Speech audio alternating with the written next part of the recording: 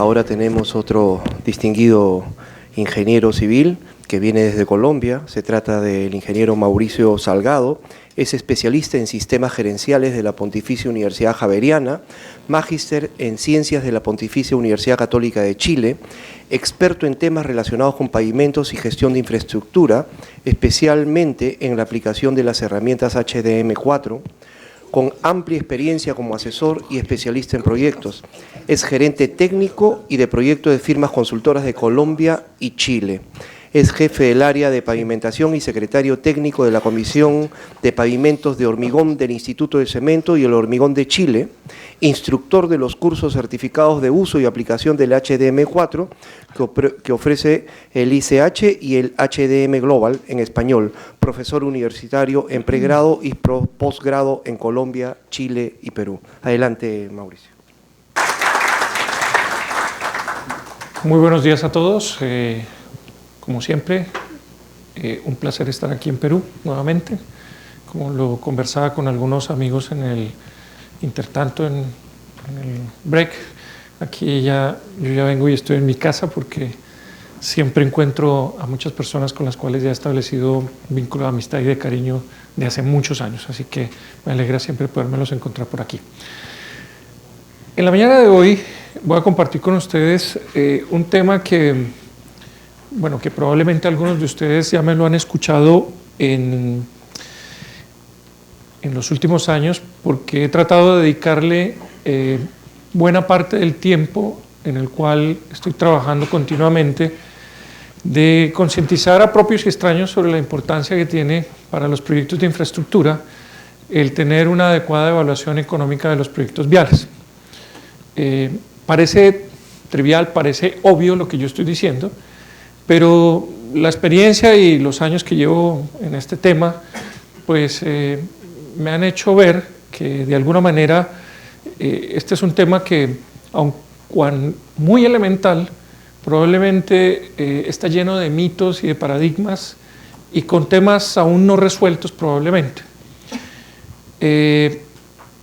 Y con lo que quiero compartir con ustedes esta mañana básicamente tiene que ver con algunas reflexiones de algunas paradojas o algunas circunstancias que yo continuamente estoy viendo y estoy observando y que le restan competitividad a los proyectos, que le desdibujan de su idea principal y probablemente hacen incurrir en costos innecesarios a los proyectos por una mal comprensión de algunos temas referidos a la parte económica y de costos de los proyectos viales o de infraestructura en general.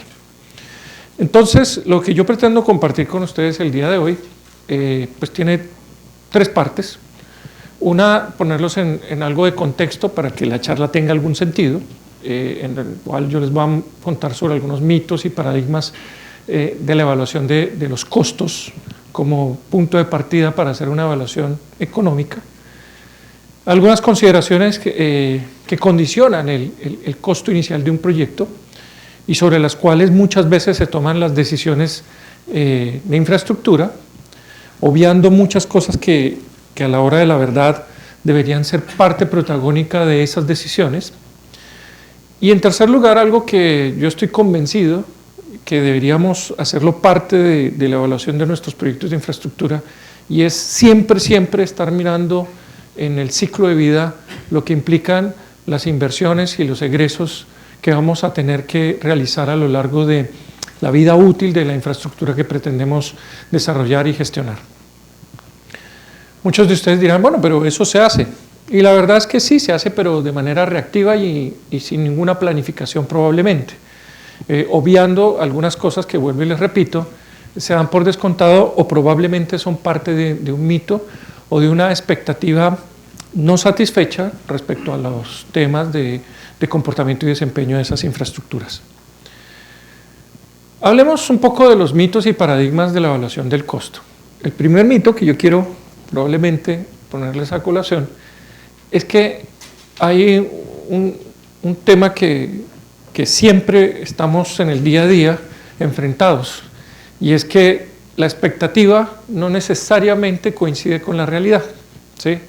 ¿Cuántos de ustedes no han estado, no digo la cadena alimenticia, pero cualquiera de ellas, en donde usted ve una fotografía de una suculenta hamburguesa y cuando le llega a su bandeja, pues la frustración es infinita, ¿no? Y el problema es que cuando usted elevó la expectativa, usted siente que fue engañado por esa expectativa no resuelta. Pero si hiciéramos un análisis económico de la hamburguesa, lo que usted está pagando por ella es lo que le sirvieron en la bandeja. Esa es la realidad. Usted pagó por eso. No por la expectativa, sino por la realidad. Es decir, usted no tiene derecho a quejarse, pagó por eso. Pagó por la hamburguesa que está abajo, no por la que está arriba. Otra cosa es que usted se dejó llevar por la expectativa, ¿cierto? Y eso es algo que muchas veces nos pasa, que en los proyectos de infraestructura tenemos un imaginario, pero estamos pagando por la hamburguesa de abajo. Y eso es algo que nosotros tenemos que entender en consecuencia.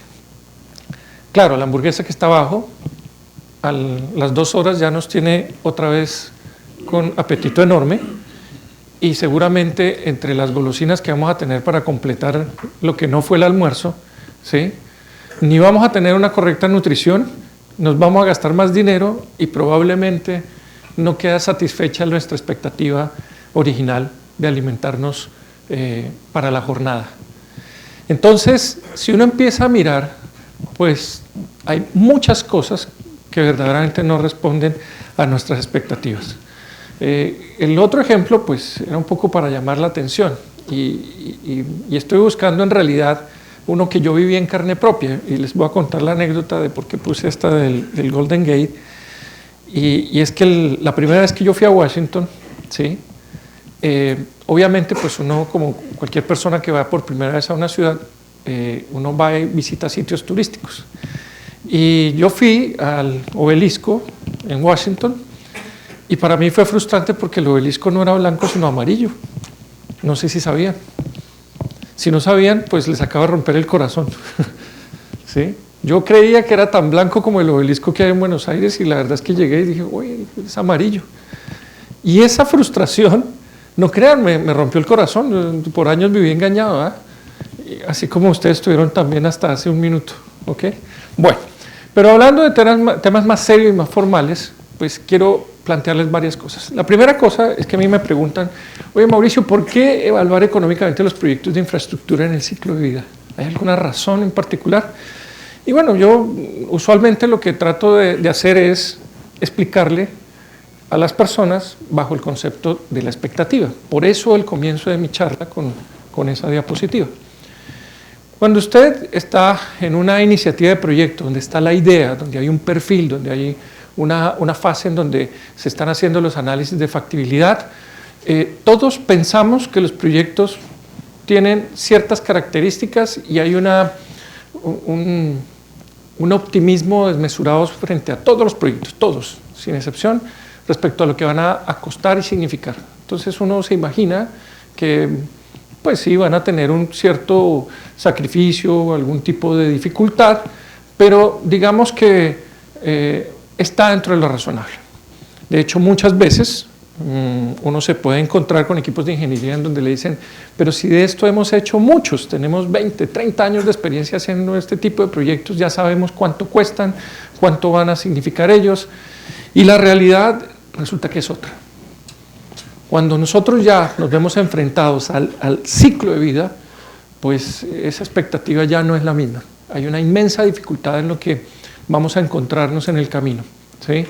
Y muchas de nuestras suposiciones, ¿sí?, de un camino fácil y llevadero, pues se empieza a enfrentar con una realidad en donde pues tenemos un sinnúmero de dificultades. Algunas de ellas definitivamente pues son difíciles de cuantificar, ¿sí? Los fenómenos naturales, pues es muy difícil no tenerlos, es muy difícil tenerlos medidos o cuantificados, pero no se llaman engaños. Si uno sabe que hay patrones de repetición de algunos fenómenos, pues uno también debería tenerlos en consideración. Y así como uno es capaz de planificar planes de conservación y de mantenimiento, pues también debería tener planes de contingencia o al menos manejar variables que le ayuden a disminuir el nivel de ignorancia y manejar con mayor certeza el riesgo que pudiera yo llegar a tener en esa fase de operación y mantenimiento. Pero la verdad es que el ciclo de vida siempre queda como a la vereda, al signo de interrogación de qué es lo que va a suceder. La expectativa, al igual que con las hamburguesas, pues uno dice, bueno, vamos a tener obras correctivas con un estándar garantizado en donde no te preocupes, si vas a tener grietas y baches, vamos a tener una corrección perfecta, pero la realidad es que tenemos otro tipo de intervención. Y lo peor no es tanto quienes nos dedicamos a gestionar y administrar vías, lo peor es que el usuario, esa es la imagen que tiene de nosotros frente a la atención de la infraestructura que está a nuestro cargo, ¿sí? Y no nos hacemos responsables de eso, y nos da como lo mismo. A mí personalmente me da vergüenza no tener un estándar mucho mejor y estar resolviendo cosas de una manera que no corresponde en términos del estándar correctivo, si es que fuera el caso. Entonces yo creo que los grandes desafíos tienen que pues, dar una respuesta en términos de ingeniería a lo que es nuestra promesa. Si estamos publicando una fotografía de una hamburguesa suculenta, perdón, de un pavimento suculento, y que verdaderamente sea y que los usuarios y nosotros mismos no tengamos la sensación de que estamos vendiendo la hamburguesa que nadie quisiera comerse en realidad y que no tiene nada de sabrosa ni de nutritiva. Les voy a poner un ejemplo. Yo esto lo he hecho en muchos cursos que dicto de gestión. A mis alumnos les pregunto, para ustedes, ¿qué es un buen pavimento? Y comienzo a preguntarle uno a uno. Y todos me dan discursos sobre lo que consideran un buen pavimento. Para hacer el cuento corto, porque no tengo tanto tiempo, les voy a hacer una síntesis.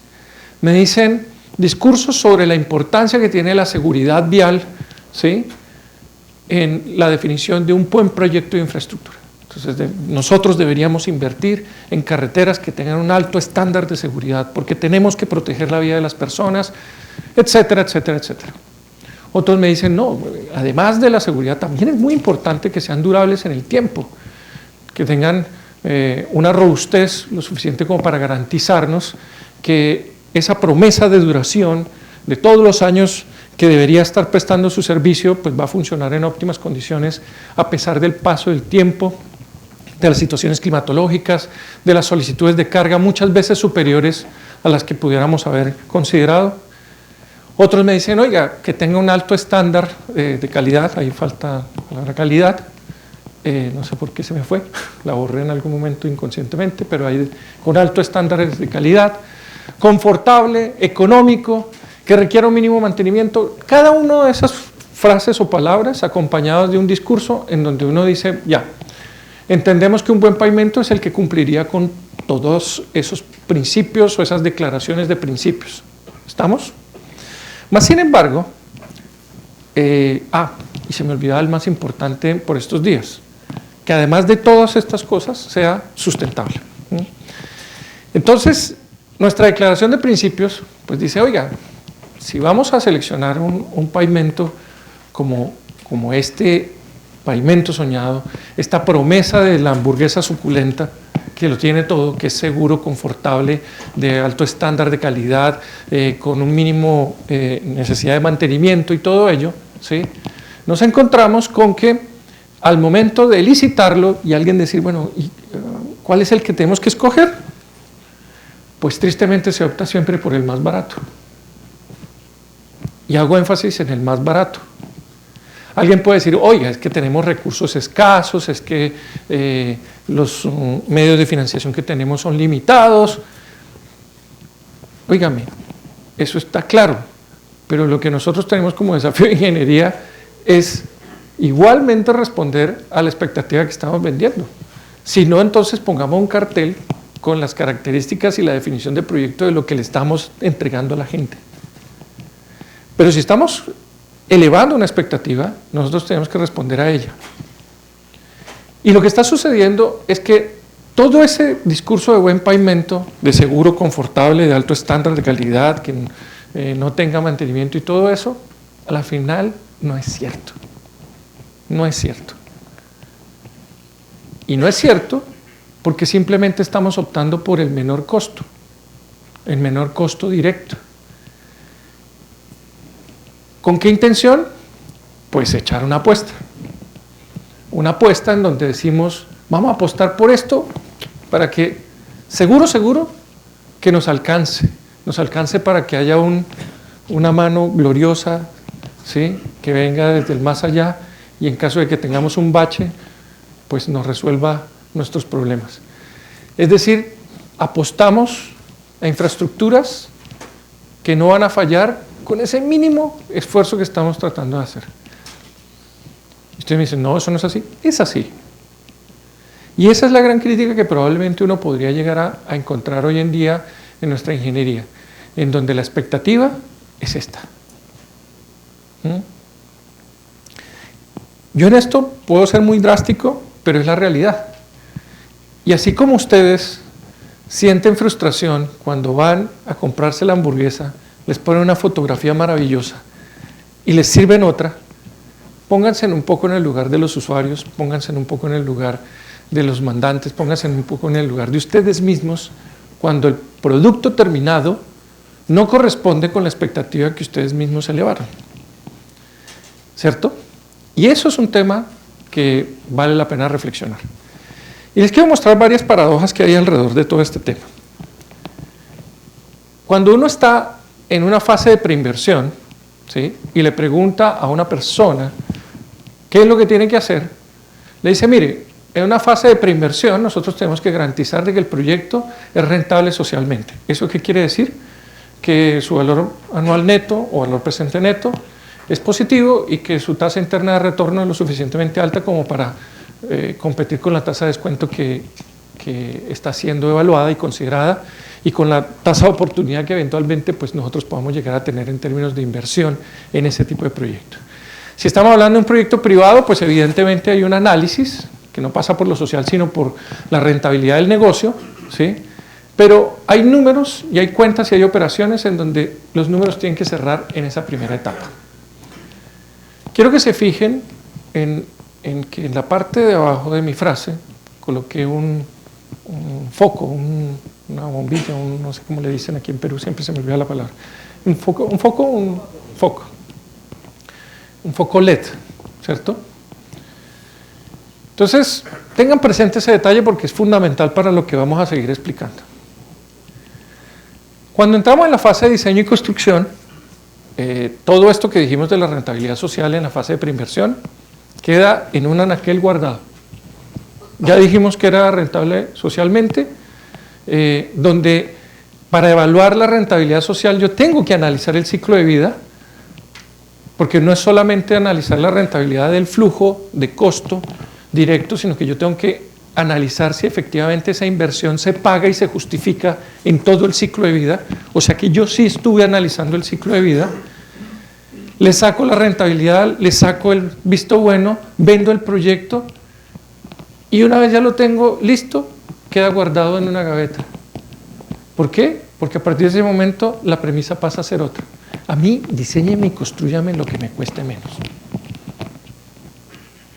Entonces, en etapa de diseño y construcción, quiero que se fijen en el foquito que puse ahí. ¿Sí?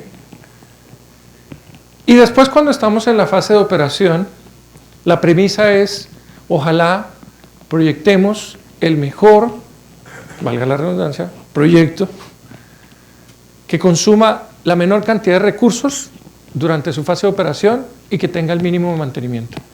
Y quiero volverle a poner ese foco. ¿Cierto? Entonces, levantamos una idea de proyecto con todas las ventajas y beneficios que tendría un foco LED, del cual si les pregunto a cualquiera de ustedes por qué es bueno un foco LED frente a uno incandescente, pues me van a dar toda una serie de razones técnicas y económicas de por qué lo preferirían, ¿sí?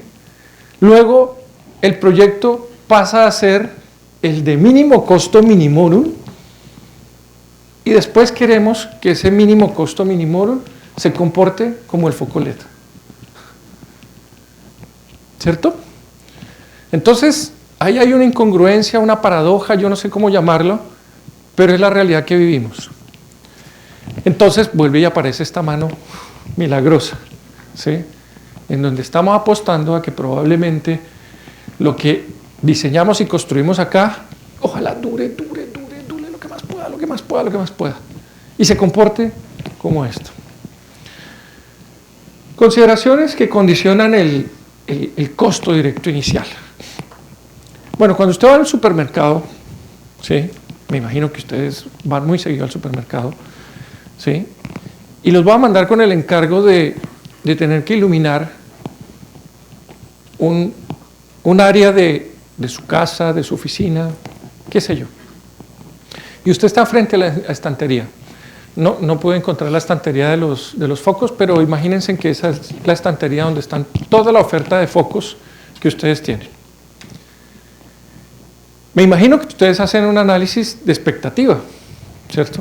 Donde dicen, bueno, si yo comprara una ampolleta o un foco incandescente, pues probablemente yo tendría como expectativa un costo directo, lo que me cuesta, y presumo que eso va a durar, no sé, un determinado número de horas, ¿sí?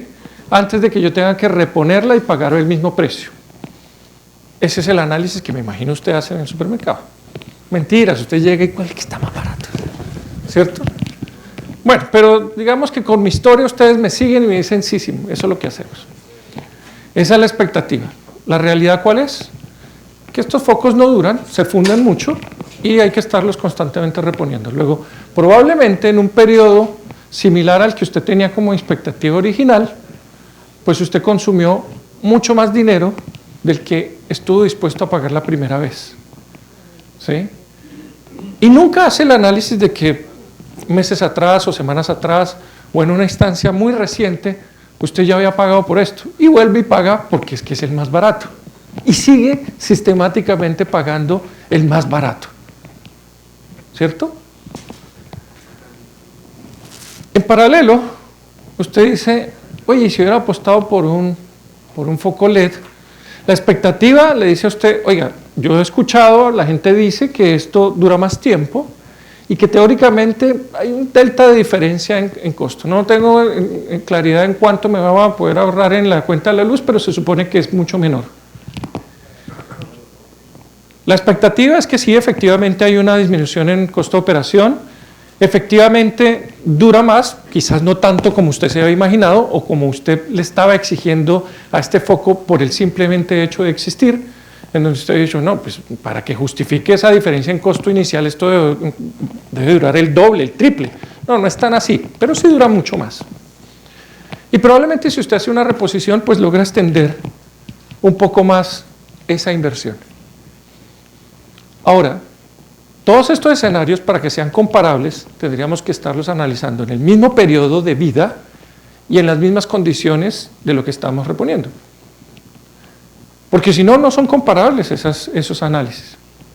Ahora, olvídense, ninguno de nosotros en el supermercado llegamos a ese nivel de detalle. Pero cuando estamos frente a un proyecto de infraestructura, sí deberíamos estar haciéndolo. Por tanto, ya no hablemos de ampolletas incandescentes, ya no hablemos de ampolletas LED, sino hablemos de proyectos de ingeniería. Y en ellos yo debería tener claro cuánto es la duración, el tiempo de reposición, lo que implica todo mi ciclo de vida y el periodo de análisis que en justicia es comparable. Ahora, la pregunta ¿es mejor la ampolleta incandescente a la ampolleta LED? Y la respuesta es que no va por ahí, lo que ustedes hubieran podido suponer que era el objetivo de mi charla, convencerlos de que las ampolletas tienen que ser LED. No. Lo que yo quiero convencerlos es que la ampolleta se escoge, uno, porque económicamente es la más conveniente, pero dos, porque depende del uso y del estándar que yo establezca en función de ese uso.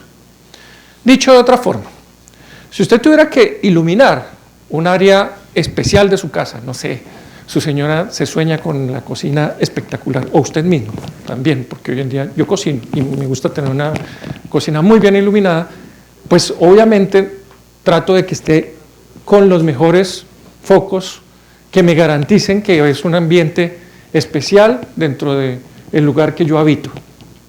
Entonces estoy dispuesto a pagar un delta más por garantizar no solamente un tema de cuánto vale la ampolleta, sino los atributos que yo estoy persiguiendo en cuanto a su servicio y a su uso. Pero si ustedes me dicen, oiga, no, yo lo que necesito es iluminar el cuarto de San Alejo, de las cajas y los recuerdos, donde guardo el árbol de Navidad, ¿sí? Me costó un mundo encontrar una foto medianamente ordenada de un cuarto de San Alejo, pero imagínense que así son todos sus cuartos de San Alejo, ¿cierto? Entonces, ese cuarto, pues usted no le mete un foco LED ni un foco de alta eficiencia, sino que probablemente lo ilumina con una ampolleta incandescente de bajo costo y responde a su expectativa.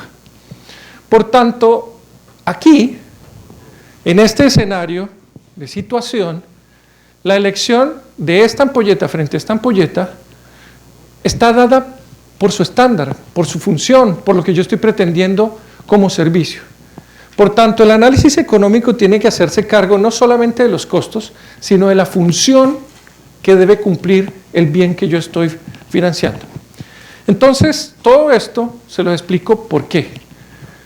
Porque nosotros lo primero que tendríamos que saber es cuánto es el costo real directo y cuál es el costo del ciclo de vida, dependiendo el ciclo de vida que vayamos efectivamente a someter a nuestra infraestructura. ¿Cuánto es esa vida útil? Si no esté o en una tecnología que cuesta un valor intermedio acorde al estándar que yo estoy persiguiendo, o algo que responda al escenario que yo debería establecer. Entonces, ya no hablemos de ampolletas, sino hablemos de estructuras de pavimentos, espesores, características de los materiales, especificaciones que definan un estándar y que ese estándar esté asociado al nivel de solicitación, al nivel de exposición climatológica y en él escoger el estándar óptimo y adecuado para cada circunstancia, de modo tal que en función de todos los aspectos que usted tiene en cuenta en el diseño, pues usted compare estructuras, compare estándares, compare soluciones y me diga, oiga, la que mejor responde a mis expectativas es la que tiene este estándar, evaluada en este ciclo de vida, evaluada bajo estas condiciones, bajo estas suposiciones y en conclusión yo logro establecer que la que mejor me conviene es esta. Y yo no le estoy poniendo ni nombre ni apellido, le estoy diciendo a usted, evalúelas. El mensaje para mí de esta mañana no es venirles con un discurso de que una estructura es mejor que otra, lo cual sería un error y estaría en contradicción con lo que yo quiero transmitirles. El mensaje aquí es que nosotros tenemos que evaluar siempre todos los eventos, todas las combinaciones posibles. No podemos dar por hecho juzgado o establecido que las cosas cuestan determinado valor. No hay dos proyectos iguales, hay proyectos que se parecen, pero no hay dos proyectos iguales. Y cada vez que usted deja un nivel de ignorancia en su proyecto, usted está o dejando dinero sobre la mesa o jugando a los dados como les mostré en una diapositiva anterior. Por tanto, lo que yo lo invito es a que usted se dé cuenta de que hay un sinnúmero de factores que en cada etapa de evaluación hay que irlos incorporando para disminuir el nivel de incertidumbre y obviamente tener un menor nivel de exposición en el riesgo y en el cálculo de los valores reales de las estructuras. Entonces, pues evidentemente no hay una materialidad, no hay una tecnología infalible frente a todas las localizaciones geográficas o todos los contextos que yo tenga. Hay proyectos que bajo ciertas circunstancias pueden tener un mejor desempeño en lo urbano o en lo interurbano y no necesariamente por el hecho de tener un buen desempeño hoy en lo urbano siempre va a ser así o viceversa en el interurbano. Entonces yo tengo que analizarlo. ¿Qué funciona mejor en los proyectos públicos o en los privados? ¿No? Que hay que analizarlo. La magnitud y dimensiones del proyecto. No es lo mismo intentar construir un proyecto sabiendo que los recursos están ahí a la mano. Una planta, una fuente de materiales que me ayude a mí a optimizar ciertas cosas. la misma topografía, no es lo mismo tener que hacer grandes movimientos de tierra o simplemente tener que llegar a, teóricamente, solo colocar la última capa que sería nuestro pavimento. Por tanto, el proyecto es mucho más que eso. Condiciones particulares, como les digo, fuentes de materiales en su cercanía, accesibilidad, logística, disponibilidad de equipos, de suministros, inclusive hasta momentos circunstanciales en donde un contratista dice, mire, probablemente hoy me conviene más por X o Y razón. Y eso no tiene nada que ver con el costo directo inicial más barato, tiene que ver con el hecho de entender el proyecto de ingeniería, el proyecto en donde usted está teniendo un menor nivel de exposición. Hoy en día, que están tan en boga las concesiones, donde hablamos de largos periodos de duración, ¿sí? Es evidente que en las concesiones nosotros nos vemos enfrentados a situaciones en donde el modelo de negocio, como modelo de negocio, parte del hecho de una rápida recuperación de la inversión. Pero también es cierto que esa inversión que se está haciendo, pues hay que garantizarla no solamente por el periodo de permanencia del concesionario, sino por el tiempo de servicio y funcionamiento de esa concesión. Máxime cuando pueden haber muchos de estos factores que pudieron haber definido y condicionado el estándar de construcción y no necesariamente el de operación y viceversa. Entonces, ahí hay cosas que son interesantes de analizar. Especificaciones técnicas y condiciones de recepción, ambiente de competencia, es decir, hay cosas que pueden regular los precios, hay cosas que pueden regular el mercado, hay cosas que pueden regular las expectativas, en fin, hay un sinnúmero de factores que yo quiera comentarles. A mí me dicen, oiga Mauricio, ¿cuánto cuesta? Y voy a poner en términos de lo que ustedes están viendo, el hormigón como ejemplo. ¿Cuánto saldría hacer este proyecto en hormigón frente a este proyecto en asfalto? Yo le digo, no me pregunte de esa manera, porque con esta fotografía le quiero demostrar a usted que es un tema absolutamente relativo. Porque si yo tuviera la posibilidad de hacer el mismo proyecto con esta tecnología, pues claramente yo tendría la posibilidad, ¿sí?, de tener un mayor rendimiento diario, de tener una mejor posibilidad de industrializar el proceso, y quizás haya costos que yo pueda reducir, pero también tengo que hacerlo atractivo para que este equipo se justifique tenerlo al servicio del proyecto. Entonces, a veces el proyecto se hace rentable cuando su longitud empieza a ser atractiva para esa tecnología, y puede que hasta su valor económico sea muy bajo en términos de construcción, a pesar de que se ve mucho más desarrollado que lo que están haciendo estos caballeros aquí a este lado. Claro, si este señor le estamos pidiendo que me pavimente 20, 30, 40 metros, pues lo más rentable y lo más económico y el costo más razonable pues estará asociado a esto. Pero es ahí donde empezamos a tomar esas decisiones, no sobre la base de un macroproyecto en donde decimos, bueno, ¿cuánto es el valor? Ahora, estoy caricaturizándolo en dos extremos, pero a lo que quiero llegar es a que muchos de los valores que tenemos en nuestro inconsciente colectivo lo hacemos sobre la base de decir, esto es más barato, esto es más caro, y lo que pasa es que depende del escenario de situación, depende de qué es lo que usted quiere pavimentar, depende hasta de la longitud óptima del proyecto. Y en ese escenario, pues obviamente los resultados pueden ser totalmente distintos. No es comparable el estándar de determinación que puede proporcionarnos esto frente a esto, pero sí hay un hecho cierto, y es que yo debería de evaluarlo siempre, no partir del hecho de que el metro cuadrado de construcción de un pavimento frente a otro es un valor estandarizable y que siempre se cumple por igual, como muchas veces en nuestras entidades asumimos o vemos, y ustedes se dan cuenta que hay valores que son casi que ley, el mismo precio unitario, las mismas consideraciones técnicas, y así sí es muy difícil.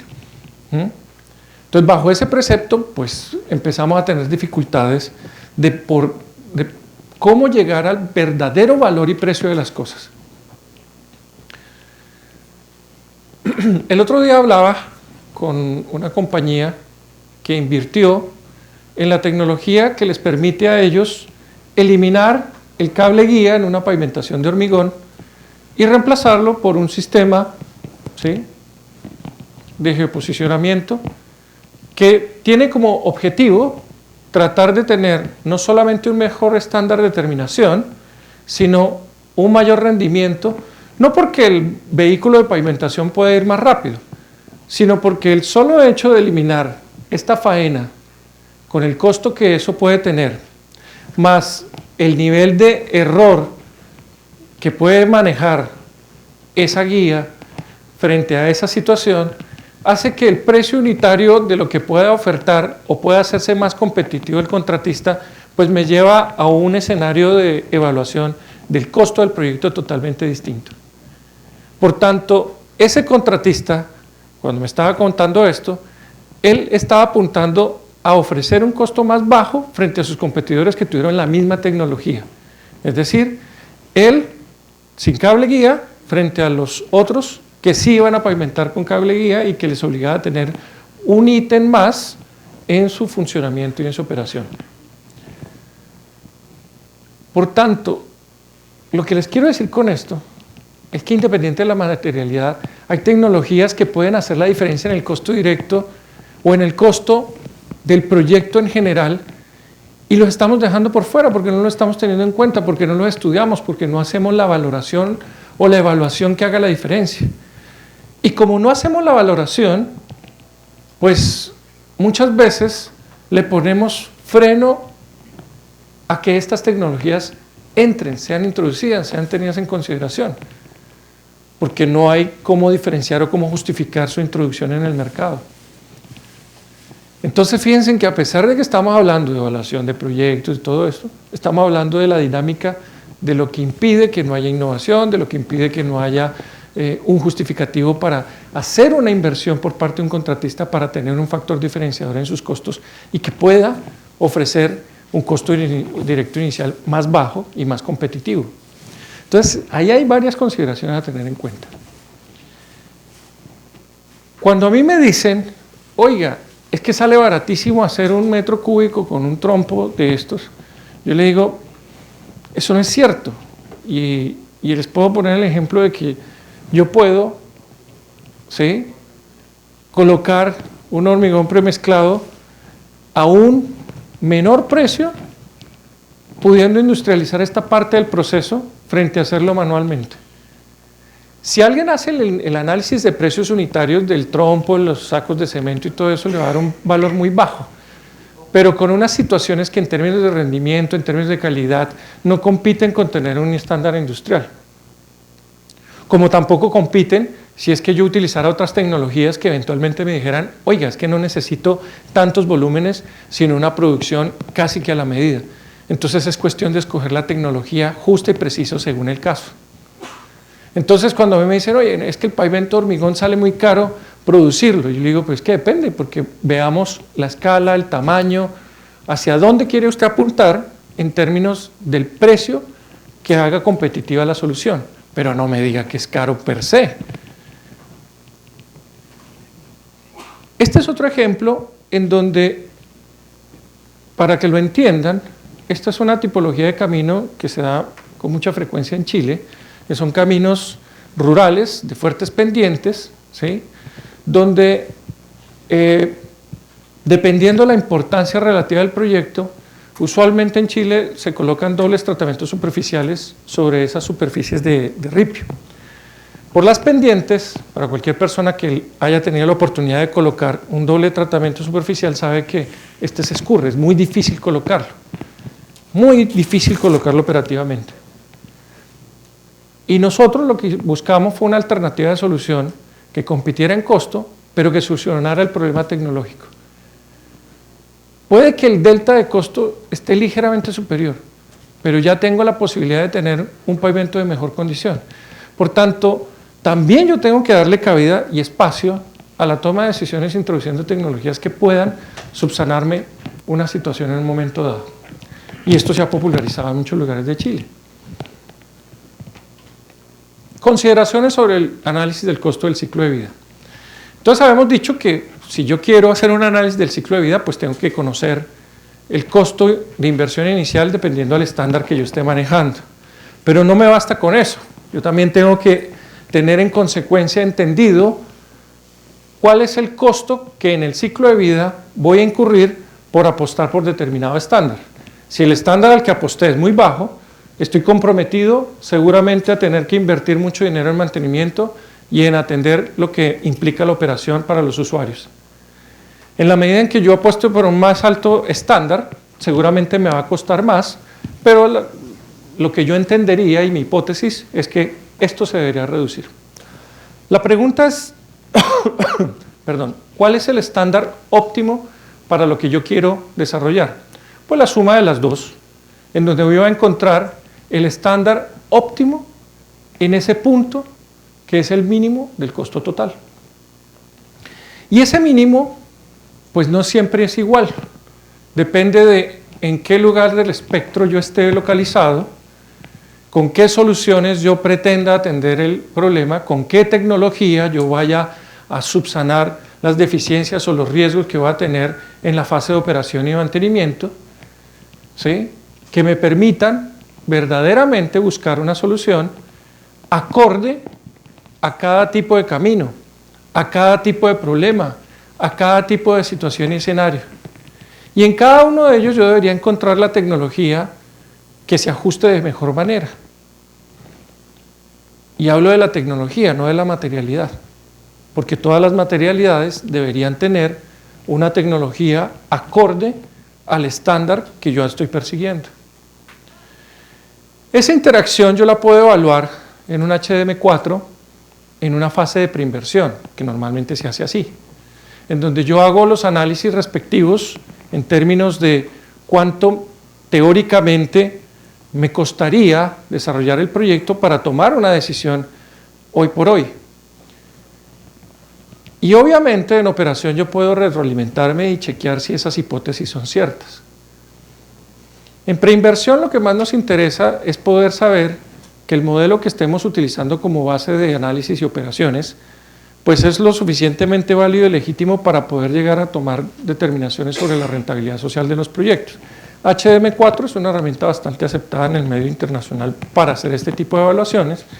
Luego la función de la administración pública en este caso es poder garantizar de que ese programa o esa herramienta esté en condiciones óptimas para tomar adecuadas decisiones.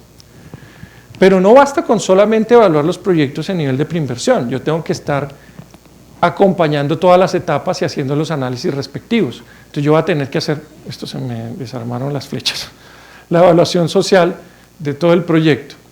¿Qué implicaría eso? Pues yo analizar cuál va a ser su desempeño en términos generales, cómo va a impactar a los usuarios, cómo los costos totales me van a generar un nivel de egresos y cómo ellos en situaciones con o sin proyecto pues tienen una situación económica que yo voy a evaluar.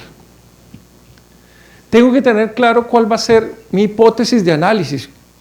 Yo tengo que tener claro si yo voy a analizar los proyectos individualmente o los voy a analizar dentro de una red. Este esquema básicamente lo que trata de sintetizar es lo siguiente. Si yo al día de mañana tuviera a cargo una red de caminos, yo puedo manejar el análisis económico de cada uno de ellos individualmente o yo puedo manejarlo globalmente. Si lo analizo individualmente, probablemente yo establezca alternativas de solución independientes y mutuamente excluyentes entre ellas, en donde cada una me va a dar la mejor alternativa en términos de su rentabilidad, frente a yo encontrar una solución global óptima, en donde no necesariamente al evaluarlas individualmente coincidan con la que resulte la más conveniente aquí. Esto es parte de lo que uno tiene que pensar en los proyectos desde la perspectiva de el mandante o el dueño de los mismos. Y muchas veces este detalle tan sencillo y tan elemental de la evaluación de los proyectos no se tiene en consideración, porque no sabemos si vamos a trabajar presupuestos individuales o presupuestos globales. La expectativa sobre un proyecto que va a tener un alto estándar o una red con un estándar promedio en donde vamos a estandarizar una solución. Y es ahí donde empezamos a tener problemas.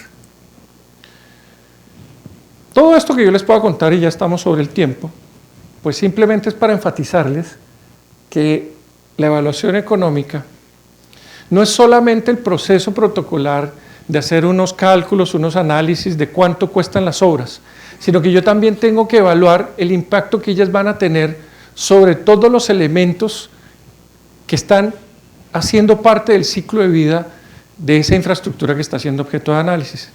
Los usuarios, yo tengo que evaluar qué beneficios ellos están percibiendo y si esos beneficios verdaderamente satisfacen sus expectativas respecto a lo que nosotros prometimos como proyecto base o como proyecto vendido. Que lo que estamos analizando a nivel de preinversión sí coincida con lo que estamos desarrollando en la fase de operación. Y que ese cortocircuito que estamos teniendo en la mitad, ¿sí?, por una forma de hacer las cosas hoy en día, pues nos ayuda a tener mejores infraestructuras en el futuro. Todo esto se puede prever, se puede analizar, hay herramientas para hacerlo. Por tanto, si no se hace, es simplemente porque no se quiere. Yo puedo tener todo un análisis, inclusive involucrando algunos elementos que hoy por hoy no hacen parte, por ejemplo, en HDM4, como los costos de impactos de los cierres de un proyecto. ¿Cuántos de ustedes han evaluado el impacto que tiene para usuarios, para vecinos, el estar cerrando continuamente una calle para hacer reparaciones? Eso es un costo, y ese es un costo que no hace parte del análisis económico que nosotros debiéramos estar haciendo a la hora de analizar y proyectar todo el ciclo de vida de lo que está sucediendo.